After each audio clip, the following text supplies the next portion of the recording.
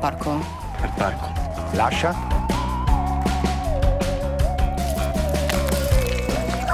È normale che se devono sistemare qualche immigrato ce lo rifilano sempre. Ma chi è preso? Sembra normale. Boh, è sempre stato un po' un coglione, però così mi pare troppo.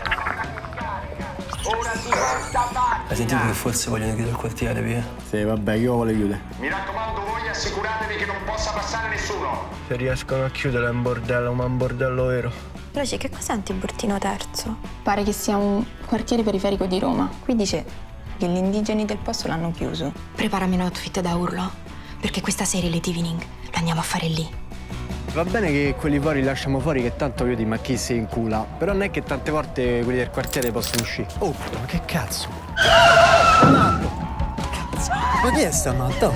Porti, corri, scappiamo! Mo' ti devo da far vedere una cosa importante. Ma come cazzo parli?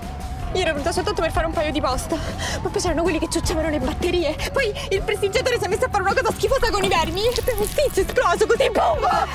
Allora, ma stamma a sentire. In giro ci stanno sti vermoni che entrano nel naso da gente e se ci riescono diventi uno che pippa le batterie oppure esplodi. Papà è uno di loro, però hanno una paura fottuta del coso che usi te per farsi le unghie. Tipo, ma una roba ma che se si avvicinano esplodono e diventano una specie di pappetta. Quindi secondo noi dobbiamo utilizzare sto coso per sterminarli tutti.